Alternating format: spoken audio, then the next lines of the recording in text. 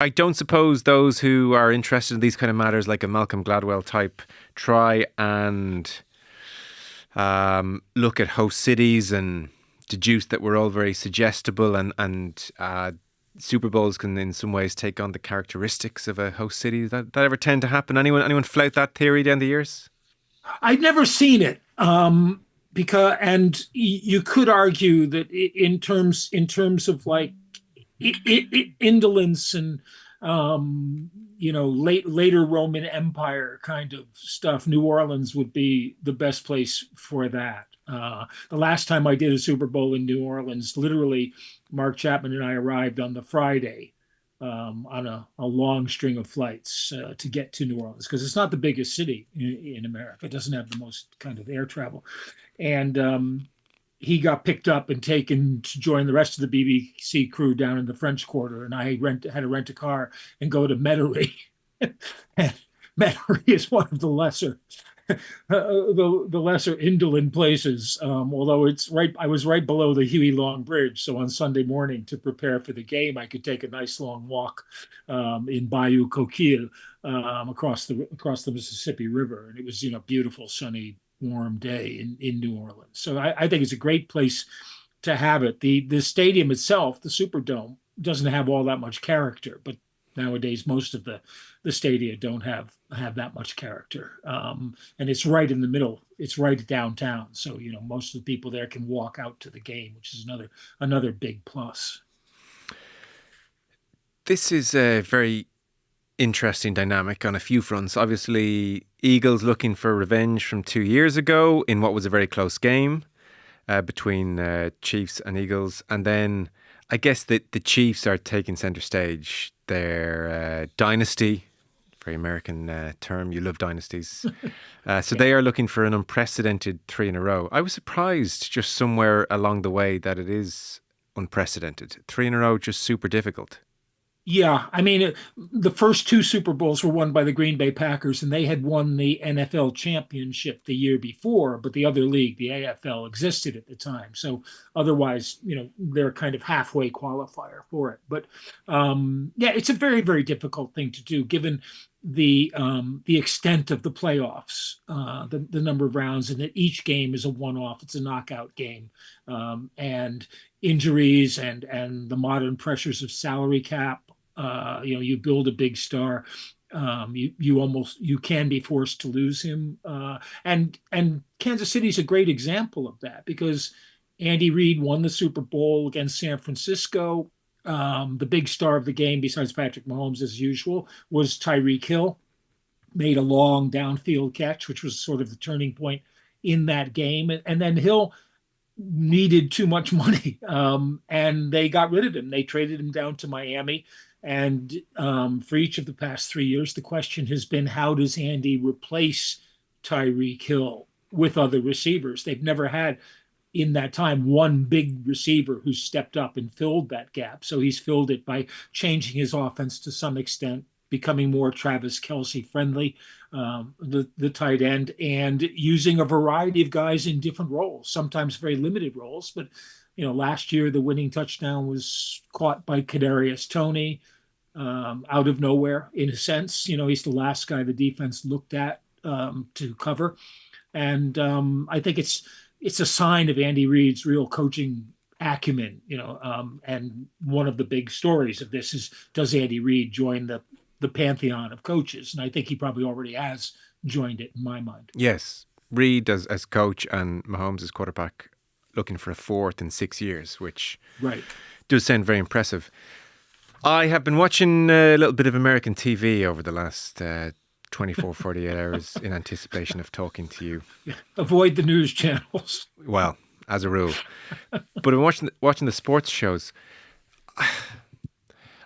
The discussion about Mahomes and whether or not he will become the GOAT, the greatest of all time quarterback, I'm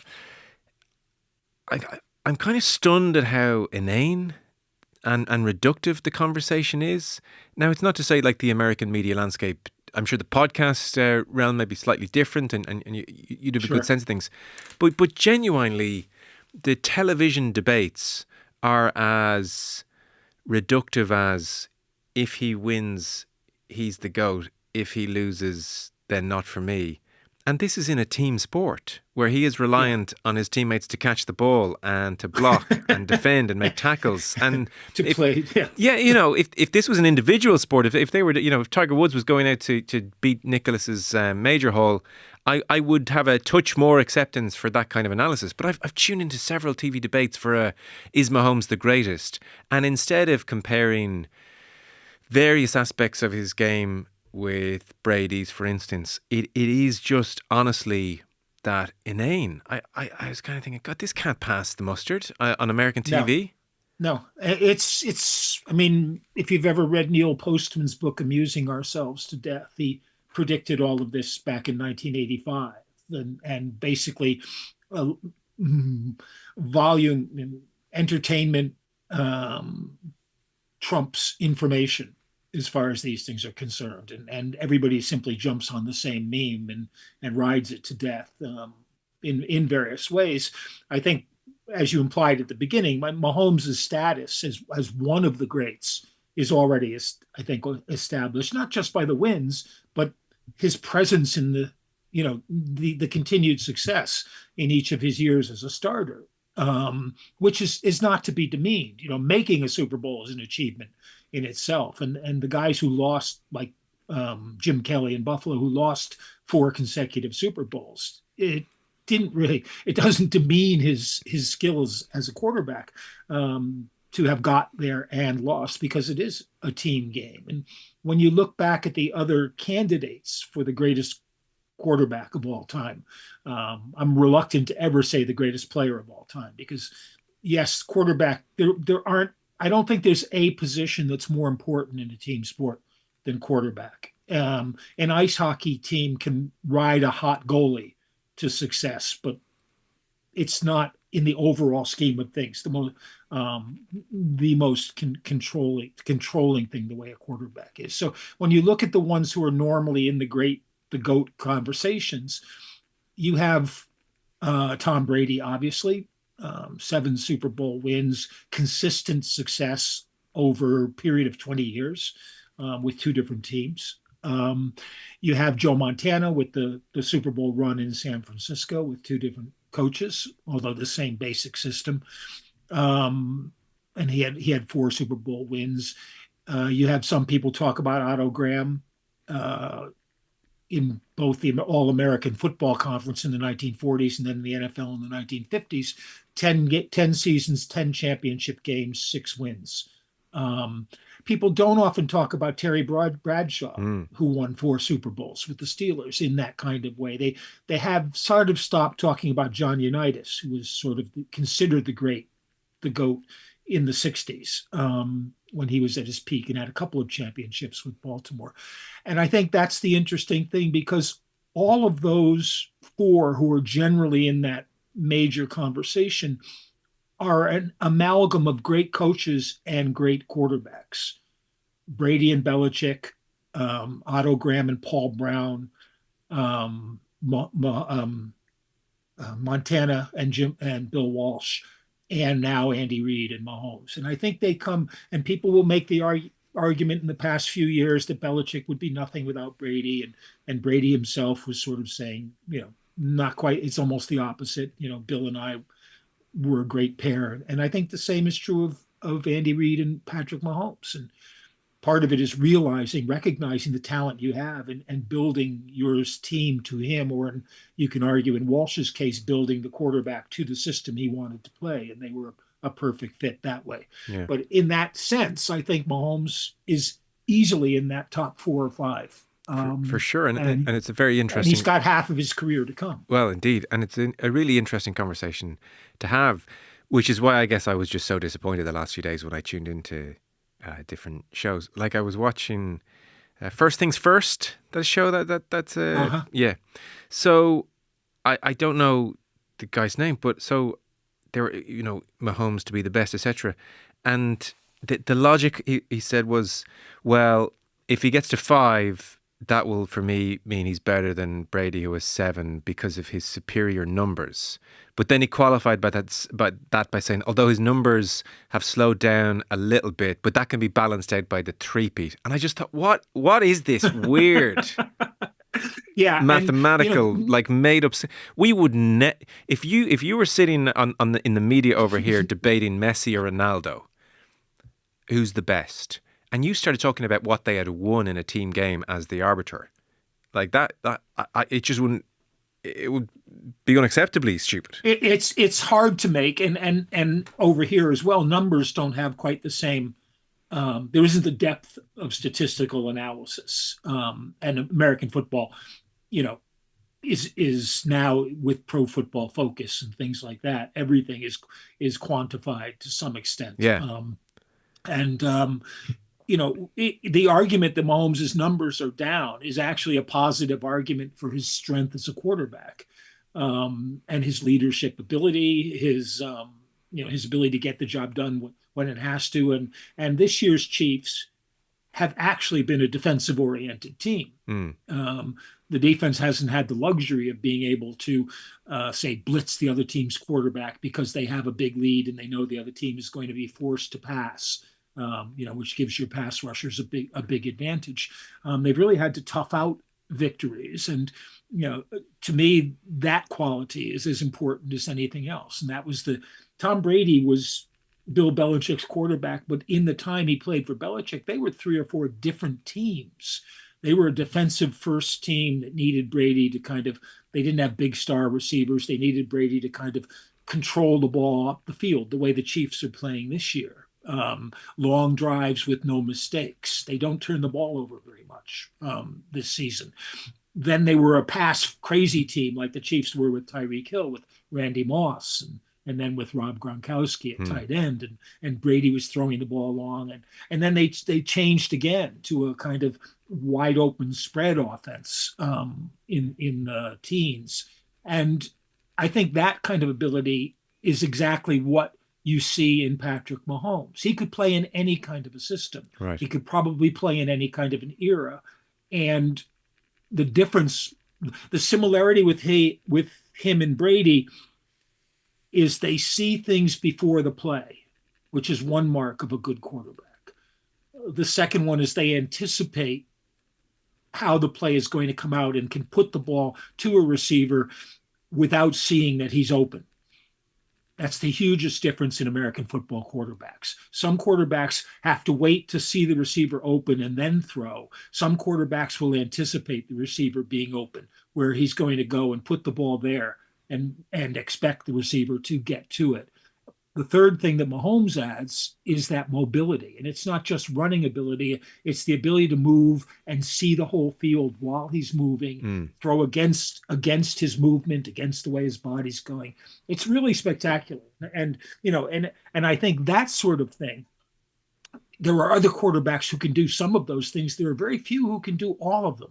And I think that's the kind of argument that you can say, well, I think Mahomes is the greatest of all time. Yes, but okay. It's only 6 or 7 years, so maybe he needs to play another couple of years with some success to cement that as a fact. And to be fair, that's where you get into, there is a distinction between who had the greatest career and who was the best player on their best day. Peak value versus career value. And so career value, we can't really have that full debate yet between Mahomes and the rest, but on their best day, if you take it that Mahomes is at his peak or somewhere near his peak, you seem to be straddling slightly over towards he's a more complete quarterback than Brady, or where are you? I think he adds a dimension that Tom didn't have. And that's that mobility dimension. I say sometimes he reminds me of a point guard in basketball back in the days when the game. So there was a guy called Walt Frazier with the New York Knicks who usually was fairly slow, bringing the ball up, that kind of thing. But it was as if the game were in slow motion for him, and he could see everything, and he seemed to have peripheral vision. And I think great players, obviously, they'll often say, as they get more experience, the game slows down for them. I think great players operate with a metabolism that makes everything around them seem slower, so they have more time to process and think. And I think that's what Mahomes does. And I think at peak value, he's probably up there with anybody right Mm. now. I think that's, it's inarguable to me. So the Chiefs evolving in the absence of Tyreek Hill. Obviously, there was nothing between these two when they did meet in the Super Bowl a couple of years ago now. Um, is your sense that the Chiefs are a lesser team and they're making do, and it's that more Travis Kelce friendly approach, or when it comes down to it, could they be every bit as effective as they were? I think that they're probably a lesser balanced team. Um, but defensively, they have been very, very good this year. I think Philadelphia offensively and player for player probably is a better team when you look at it that way. Although Philadelphia's star players, there's no real depth behind them, especially at receiver. The Eagles don't have an AJ Brown or a Devontae Smith, but they've got a bunch of guys who fit in really well with what they want to do. In um, in 2017, I picked New England over the Eagles, but I said I thought the Eagles had the better team, top to bottom, than New England did. But I wasn't going to go against Tom Brady, especially when he was playing a backup quarterback in Nick Foles, who turned out to have a really great game and stunned everybody. The last couple of years, I picked Kansas City against Philadelphia because I thought they were the better team 2 years ago, and better team than San Francisco. And this year, I think Philadelphia is the better team. So again, which way you go probably depends on your faith in Mahomes and how much you expect him to carry the game. There was an interesting stat I saw. Now I contradict myself by using stats, but in Super Bowls, when they're down by 10 points or more, Mahomes has actually won 3 and lost 1. And all the other quarterbacks who've been in that position in Super Bowls have won 4 and lost 48. And I expect this to be a close game, just like the last time they played was. And in that kind of thing, it's like, okay, well, do you trust Mahomes to kind of will the team to victory? If there will be nobody in the stadium who, if the Eagles are leading by 3 points with a minute and a half to go and Kansas City get the ball back, who will doubt that Kansas City will at least tie the game. Yeah. Well, and that's because of Mahomes. Yes. Mahomes and this kind of, I guess justified residual belief that when it comes to crunch time, Kansas have the psychology and the experience and the know-how and a certain maybe aura now built up, which is no small thing when you are in those moments. Yeah. And, people talk about the Kansas City cheats and the referees giving them an advantage and stuff. And the only element of truth I really think is that as a veteran superstar, Mahomes gets the benefit of some calls the way that veteran superstars do in most sports. Yeah. If you're up against the rookie and the rookie's, you're kind of pushing him away or something, the referee's not going to give the rookie the benefit of the doubt. But when you're a superstar, you sort of get that. You get a certain amount of respect that in any individual situation is not really deserved, but it's a cumulative sort of thing. Yeah. Do you see the Eagles as a great team? They deserve a Super Bowl? Yes. I think for a couple of reasons. One is that they've built a really good team and rebuilt it. The general manager, Howie Roseman, has done a really good job of that. They made a big decision a couple of years ago to stick with Jalen Hurts as their quarterback, who was a second-round draft pick, who hadn't been that impressive as a rookie. And people concentrated on his shortcomings. They did in college too, rather than his obvious strengths. And so they built a team around him. 2 years ago, they got AJ Brown, who is the kind of receiver that a quarterback who doesn't necessarily see things the way that Mahomes does, which is what the category Hurts is in, can really benefit from, because he's a big target. He's hard to dislodge from the ball. He's got good speed. He can go deep as well as crossing across. And then this year, of course, they picked up Saquon Barkley. And that was sort of the ingredient that they needed for a team that was perfectly designed to run the ball, but needed a back who could really be a home run threat. They led the league in big plays this year, and a lot of them were running plays. They were last in passing because they don't throw that much, not because they can't throw, but because they just chose not to. And that creates an interesting dynamic because I think if Hurts is healthy, he's been nursing a bad leg through the playoffs, but he's had a week off now, an extra week. If Hurts is fully healthy, his running game depends on Barkley. They'll run him on his own in the opposite direction of Barkley, hoping that the defense is going that way. And if Barkley can make a couple of big plays the way he did in the conference championship game, it's going to put Kansas City in a problem because when they want to pressure a quarterback, they blitz. Steve Spagnuolo, the defensive coordinator, is one of the great defensive coordinators for game planning. But if you blitz, it means you're pretty much covering man-to-man behind the blitzers. You have to bring extra men to rush the quarterback. And that's when you can give up explosive plays. And Hurts' biggest strength as a passer is the long pass. He's been good at that. And they'll take shots at it, even if they don't come through. So that's one of the more interesting matchups. And Kansas City, who have a good offensive line themselves, but they're dealing with the best offensive line in football. Probably 3 Pro Bowl players, best all-star players in the of the 5. And when they run Barkley, they'll tend to block down with those guys.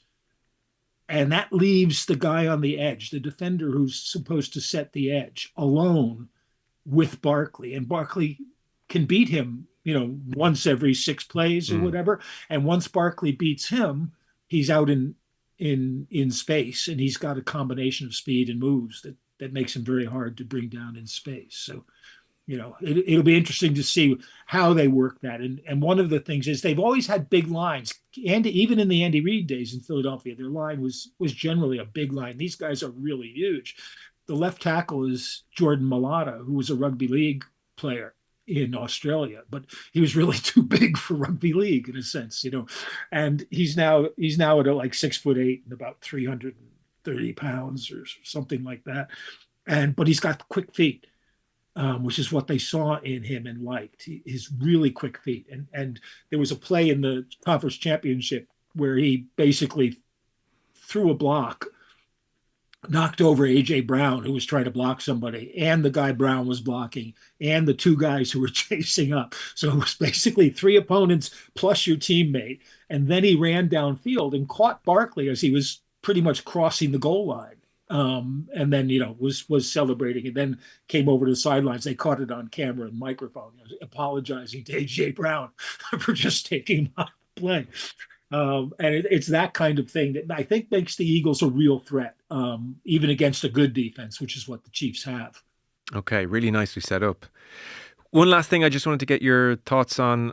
I don't suspect any super successful franchise is beloved by America generally. Maybe there's an exception to that. I didn't get the impression the Patriots were beloved by the masses as the years went by. That's fair to say. Yeah.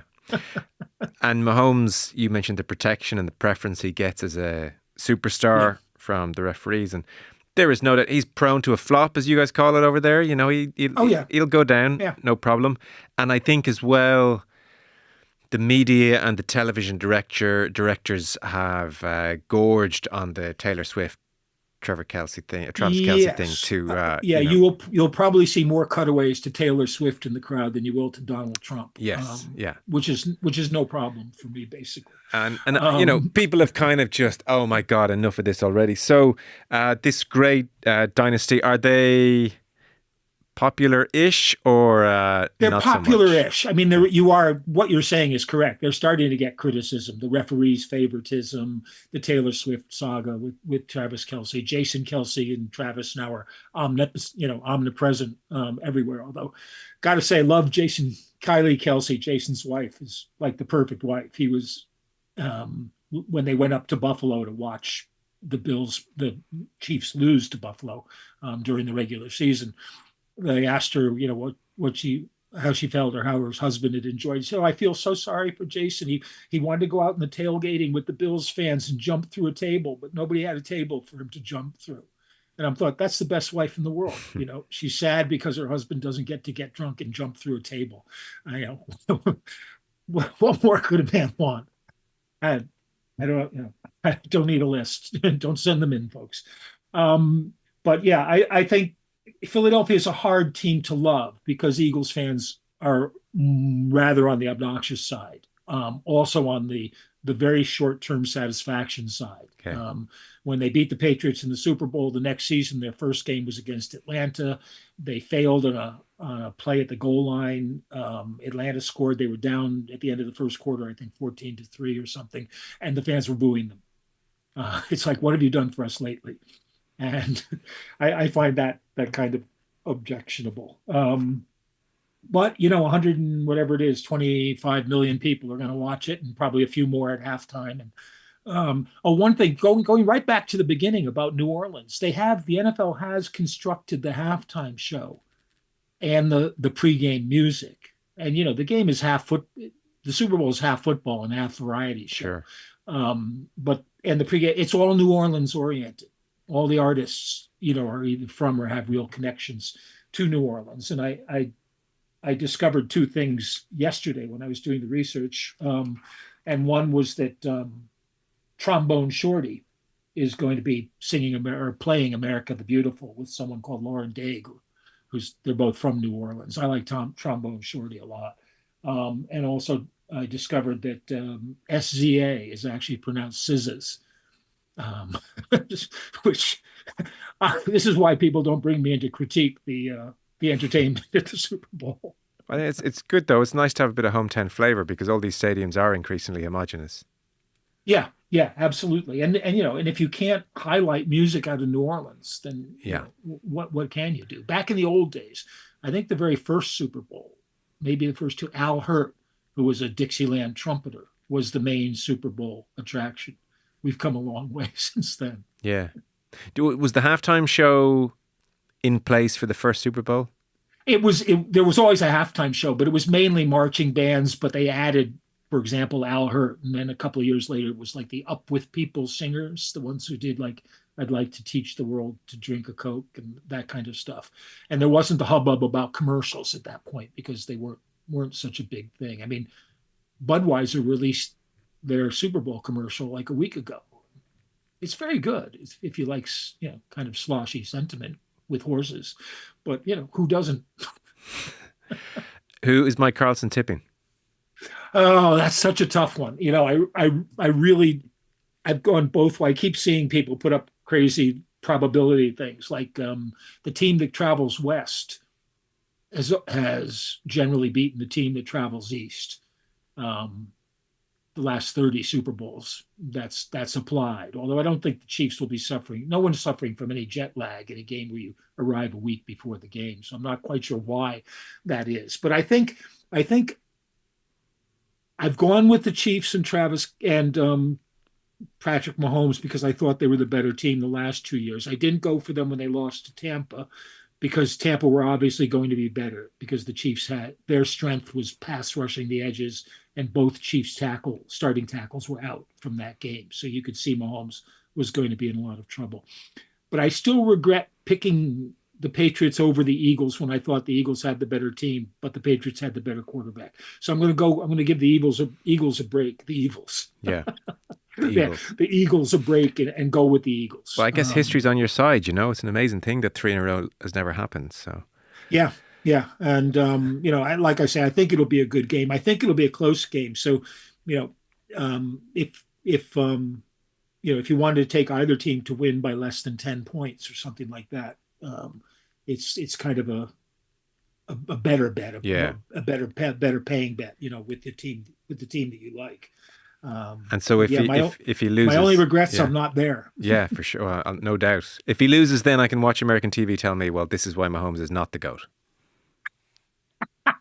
If you really want to suffer on Monday morning, and put a little cotton buds in your ear. Yeah, turn off my brain. To lessen the volume. Yeah. Okay, sounds like it's going to be a good one. Mike, thank you so much. Great to talk to you.